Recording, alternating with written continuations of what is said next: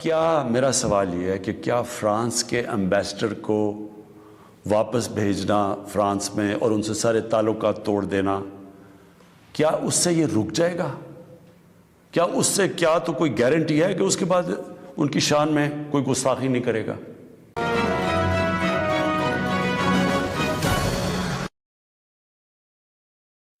تو دوستوں، پاکستان کے اندر کٹڑ پنتھ اتنا زیادہ بڑھ چکا ہے جو کہ اب پاکستان کے ہی گلے کی ہڈی بنتا جا رہا ہے۔ دراصل فرانس کی سرکار نے اپنے ہی دیش کے اندر ایک بل پاس کیا ہے جس کے اندر انہوں نے جو دھارمک کٹڑتا ہے اس کے خلاف یہ بل پاس کیا ہے۔ تو پاکستان کو اس کی مرچی لگی ہے اور پاکستان کے اندر جو مولوی ہے، جو کٹڑ پنتھی لوگ ہیں، انہوں نے فرانس کی سرکار کے خلاف ایک مورچہ کھول دیا ہے اور پاکستان کی گورنمنٹ کے اوپر پریشر بنایا ہے کہ وہ پاکستان کی گورنمنٹ فرانس کی گورنمنٹ سے سبھی ریلیشن شپ ختم کرے۔ یہی پاکستان کے جو پردھان منتری عمران خان ہیں ان کے گلے کی ہڈی بن چکا ہے۔ اگر وہ فرانس سے اپنے جو ریلیشن شپ جو رشتے ہیں ان کو ختم کرتے ہیں تو پاکستان کی جو حالت ہے وہ بہت مدحالی میں چلی جائے گی۔ تو اگر پاکستان کے پردھان منتری عمران خان فرانس کے خلاف کوئی فیصلہ نہیں لیتے تو جو پاکستان کے مولوی ہے وہ عمران خان کا جینا دوبر کریں گے۔ تو آپ اس ویڈیو کو دیکھیے، اس سے پہلے ہماری آپ سے ریکویسٹ ہے کہ آپ ہمارے چینل کو سبسکرائب ضرور کر دیجیے۔ کوئی گارنٹی ہے؟ میں مغرب کو جانتا ہوں، میں آپ کو گارنٹی کرتا ہوں کہ اگر آپ یہ کریں گے، اگر ہم یہ کریں پاکستان، تو اس کے بعد کسی اور یورپین ملک میں یہی ہوگا، آزادی کے رائے پہ نام پہ۔ وہاں انہوں نے یہ ایک آزادی رائے کا ایشو بنایا ہوا ہے، اس کے نام پہ وہ کہیں گے اچھا آزادی رائے کی وجہ سے انہوں نے یہ کیا، ہم بھی یہ کر رہے ہیں، وہ بھی کوئی گستاخی کریں گے۔ کیا پھر اس کے ایمبیسڈر کو بھی ہم واپس بھیجیں گے؟ اور 50 مسلمان ملک ہیں، کوئی بھی اس طرح نہیں کر رہا، کوئی وہاں کہیں مظاہرے نہیں ہوئے، وہ بھی نہیں کہہ رہے کہ ایمبیسڈر کو واپس بھیجو۔ تو اس کا پہلے تو کوئی فرق نہیں پڑنا لگا فرانس کو، لیکن میں آپ کو یہ بتاؤں پاکستان کو کیا فرق پڑے گا۔ سب سے بڑا فرق یہ پڑے گا ہمارے ملک کو کہ بڑی مشکلوں سے ہماری معیشت اٹھ رہی ہے۔ بڑی دیر کے بعد پاکستان کے اندر انڈسٹری اوپر جا رہی ہے، لارج اسکیل انڈسٹری بڑی دیر کے بعد اٹھ رہی ہے، نوکریاں مل رہی ہیں لوگوں کو، ہمارے ملک میں دولت میں اضافہ ہو رہا ہے، ہماری ایکسپورٹس بڑھ رہی ہیں، ہمارا روپیہ مضبوط ہو رہا ہے۔ بڑی دیر کے بعد روپیہ مضبوط ہوتا جا رہا ہے۔ جب روپیہ اوپر جاتا ہے تو مثلا پیٹرول اور ڈیزل سستا کیا ہے، باہر کی جو چیزیں ہم منگواتے ہیں وہ سستی ہونی شروع ہو گئی ہیں۔ جب ہم فرانس کے ایمبیسڈر کو واپس بھیج کے تعلقات توڑیں گے ان سے، اس کا مطلب کہ یورپین یونین سے ہم تعلقات توڑیں گے۔ اس کا مطلب کیا کہ جو ہماری آدھی ٹیکسٹائل کی ایکسپورٹس ہیں وہ یورپین یونین میں جاتی ہیں، تو اس کا مطلب آدھی ہماری ٹیکسٹائل ایکسپورٹس وہیں ختم ہو گئی۔ اس کا مطلب بے روزگاری، فیکٹریاں بند ہو جائیں گی، اور اس کے آگے کیونکہ آدھی ہماری مین ایکسپورٹ ٹیکسٹائل ہے، جب ٹیکسٹائل آدھی رہ جائے گی ایکسپورٹ، ہمارے روپے کے اوپر پریشر پڑے گا، روپیہ گرے گا، مہنگائی بڑھے گی، غربت بڑھے گی، تو نقصان ہمیں ہوگا، فرانس کو کوئی نقصان نہیں ہونے لگا۔ تیسری چیز، اب ہم نے اس کے اوپر جب یہ ہوا تو میں پہلے ذرا آپ کو تھوڑی تفصیل پیچھے بتا دوں۔ یہ ہم 2-2.5 مہینے سے لگے ہوئے تھے، ہماری گورنمنٹ TLP سے مذاکرات کر رہی تھی، ہم ان کو یہی چیزیں سمجھا رہے تھے کہ اس سے نقصان ہمیں ہونے لگا ہے، ان کو نقصان نہیں ہوگا، ہماری عوام کو نقصان ہوگا۔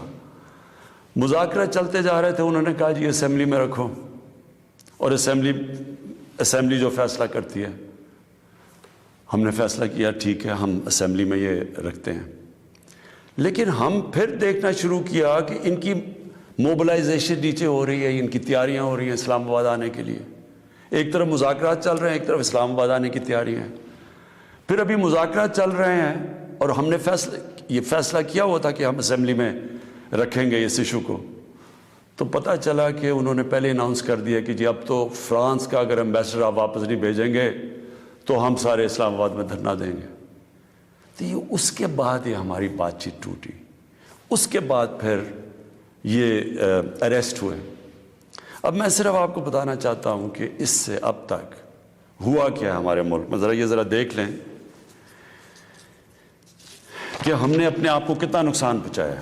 اب تک 40 پولیس کی گاڑیوں کو جلا دیا گیا, لوگوں کی پرائیویٹ پراپرٹی کے اوپر کئی لاکھوں کروڑوں روپے کا نقصان ہوا ہے, 4 پولیس والے شہید ہوئے ہیں, 800 سے زیادہ پولیس والے زخمی ہوئے ہیں. پہلے دن جب شروع ہوا تو تقریباً 100 سڑکیں بلاک کر دی. اس سے جو عوام کو نقصان ہوا, اس سے کئی جو آکسیجن کے سلنڈرز نہیں جا رہے تھے, بیچارے جو کرونا کے مریض ہیں, ان میں اموات ہوئی. اور پھر باہر سے کود پڑے لوگ, ہمارے پاکستان کے دشمن. تو یہاں بھی ہمیں پتہ چلا کہ 380 ہندوستان کے انڈیا کے گروپ تھے جو کہ واٹس ایپ سے کہ سول وار ہو گئی پاکستان میں. ہماری پولیٹیکل پارٹیز, مجھے افسوس سے کہنا پڑتا ہے کہ وہی JUI جو فضل الرحمان کی پارٹی, وہ بھی بیچ میں شامل ہو گئی کہ کسی طرح گورنمنٹ کو ڈی سٹیبلائز کریں, ملک کو نقصان پہنچائیں. ساتھ وہ نون لیگ.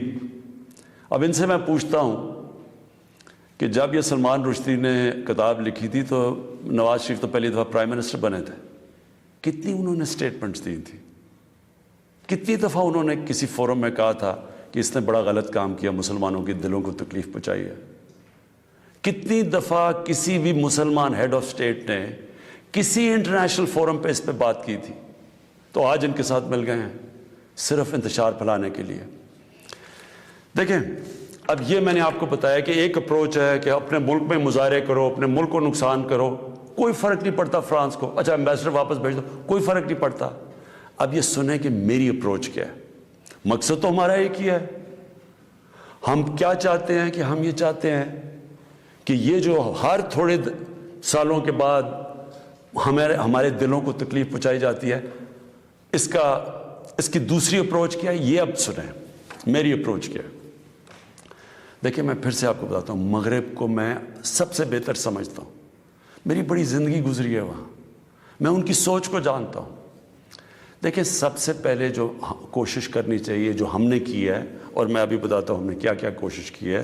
اچھا, میں یہ پہلے بتا دوں, سب سے پہلے جون 2019 میں 14ویں جو سمٹ تھی OIC کی, وہ پہلی دفعہ جا کے میں نے اسلاموفوبیا کی بھی بات کی, اور میں نے یہ بات کیا کہ جو مغرب کے اندر ہمارے پیارے نبی کی بے حرمتی کی جاتی ہے, کہ ہم سب مسلمان ملکوں کو مل کے ہم ایک پلان کرنا چاہیے, کہ اکٹھا اپروچ کرنا چاہیے, کہ ان کو سمجھانا چاہیے مغرب کو. دوسرا, میں نے پھر جب سپٹمبر 2019 میں یونائٹڈ نیشنز کی جنرل اسمبلی میں گیا, ادھر میں نے یہ اٹھایا, دونوں چیزیں, اسلاموفوبیا کی بھی بات کی. اسلاموفوبیا کا کیا مطلب ہے؟ اسلام کے خلاف نفرت, اور اس نفرت کے اندر ایک یہ ہے کہ وہ ہمارے نبی صلی اللہ علیہ وسلم کی شان میں گستاخی کرتے ہیں. تو یہ ایک ہی چیز اکٹھے کرتے ہیں یہ. تو ادھر میں نے بات کی یونائٹڈ نیشنز میں. پھر اگلے سال جو 2020 میں یونائٹڈ نیشنز کی جنرل اسمبلی ہوئی, پھر میں نے اسلاموفوبیا کی بات کی, اور میں نے کہا کہ یہ کس طرح 1.25 ارب لوگوں کو تکلیف پہنچائی جاتی ہے. پھر یونائٹڈ نیشنز کی ہیومن رائٹس باڈیز کے اندر اور کمیشن میں میری گورنمنٹ نے مسلسل اسلاموفوبیا کی بات کی. پھر میں نے فیس بک کا جو CEO ہے مارک زکربرگ, میں نے اس کو خط لکھا کہ کیسے فیس بک کو استعمال نہیں کرنا چاہیے اسلاموفوبیا کے لیے. اور پھر جب یہ فرانس میں ہوا, اور جس کے اوپر یہ TLP کہہ رہی ہے کہ فرانس کے ایمبیسڈر کو واپس بھیجیں, میں نے سارے مسلمان ہیڈز آف اسٹیٹس کو خط لکھا, اور میں نے ان کو کہا کہ ہمیں جوائنٹ ایکشن لینا چاہیے اس کے اوپر. اور اب میں آپ کو سمجھانا چاہتا ہوں میری اسٹریٹجی کیا ہے. اسٹریٹجی یہ ہے کہ ہم سارے مسلمان ملک کے جو ہیڈز ہیں, ہم مل کے مغرب کے فورمز میں, یورپین یونین میں, یونائٹڈ نیشنز میں, ہم ان کو یہ بتائیں کہ کیوں ہمیں تکلیف ہوتی ہے جب یہ آزادی رائے, فریڈم آف سپیچ کے نام پہ یہ جب نبی صلی اللہ علیہ وسلم کی شان میں گستاخی کرتے ہیں.